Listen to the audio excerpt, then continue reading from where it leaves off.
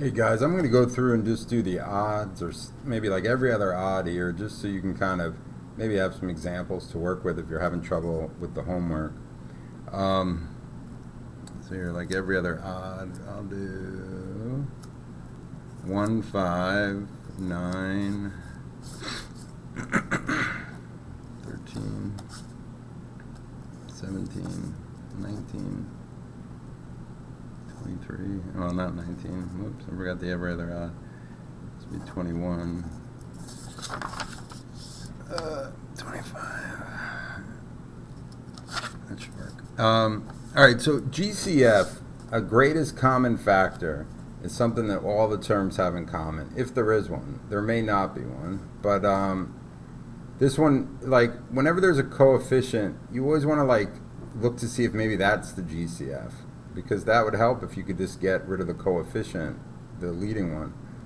And if we look, 3 goes into 21, 3 goes into 39. So we can take out 3 as our GCF, and what we're left with, think of factoring out a term like this, kind of like reverse distribution, right? We're taking 3 out, we're dividing 3 from all of these, and then this would be 13, right? So if I were to distribute this 3 back in, I need to be able to get back to that. That's how you know that you took it out correctly and that these values are right. If you redistribute it or try to, you need to come back to what you originally had. So if you look here, you always want to take out a negative. If that leading coefficient's a negative and you're going to try to like factor it or something or do something with this, that negative should be something that comes out. Like even if none of these other things have anything in common, you want to factor out that negative. But in this case, you know, we have a negative, we also have a 2. So let's look, you know, we got an 8, which is divisible by 2, 12, which is divisible by 2.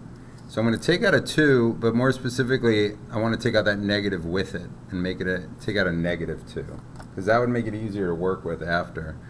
So I'm going to be left with x squared.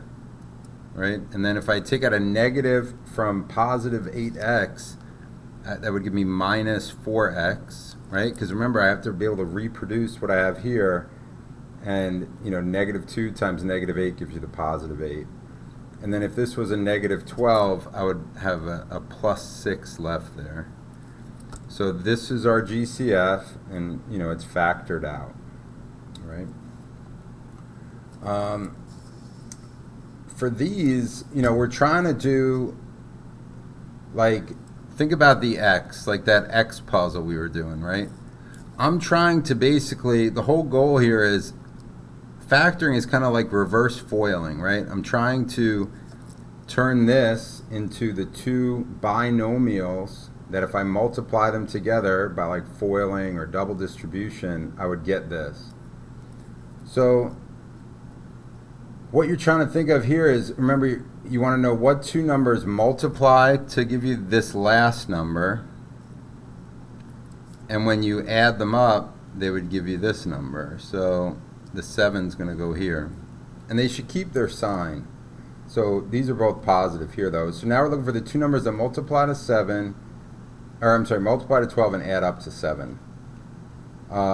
You know, if you're having trouble thinking of the numbers, you can just start listing out the factors of 12, right? You have 1 times 12, 2 times 6, or 3 times 4. Out of these possibilities, which are all the possibilities that'll give you 12, you know, we can make them all negative, but that wouldn't help us with this 7. So 3 plus 4, right? So those are our 2 numbers. 3 and 4 add up to 7, and they multiply to 12. So now we're going to write our factors out, and we're just going to say x, you know, plus 3, x plus 7.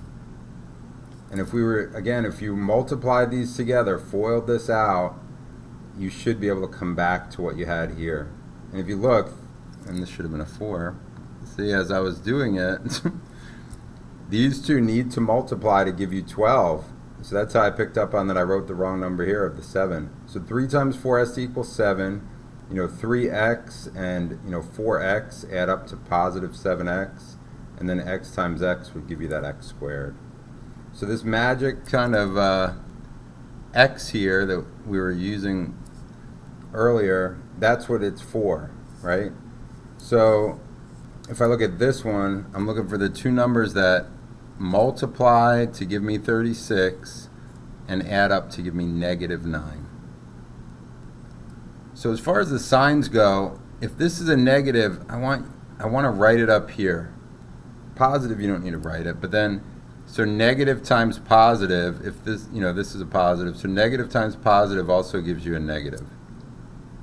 So these two, I'm looking for two negative numbers that multiply to give us 36, and when we combine them, we get, oh, this should be a negative, that's why I'm not thinking of the right numbers. So negative times negative, this would be a positive. I love how I'm making these mistakes. I'm showing you this on the video. So we're looking for the two numbers that multiply to give us -36, and they add up to give us -9. So first think of the factors of 36. I'm not really even worried about it being negative yet. So if we have, you have 1 and 36, 2 and 18, 3 and 12, right? 4 and 9, and then 6 and 6. Those are all the possibilities, everything that multiplies to 36. So on this list, since this is a minus and this is a minus, you want to kind of think subtract. Like, which two numbers, if I subtract them from each other, will I get 9? And in this case, 12 minus 3 would give you 9. So the higher of those two numbers gets whatever sign is here. So we're going to put in the 12 here and the 3 here. So if we write those two factors out, we get x plus 3, x minus 12. So the whole point of doing this x, these numbers are just what goes in our factors. And if we look, 3 times -12 gives us -36. Negative 12x, 3x. If I add them together, I guess it should have been an n, not an x, but you get the idea. So if we multiply this all out, let's just pretend this is an x, it would have worked.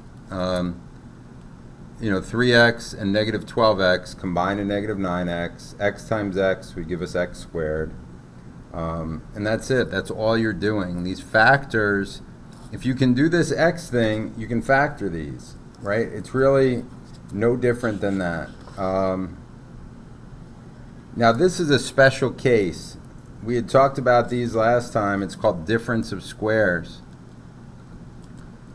And it has to be a difference for this to work, like difference, a minus, right? These are two perfect squares. You have x squared, and the square root of 36 is 6. So these factor very quickly. It's just going to be x plus x minus the square root of 36. So you get 6 and 6.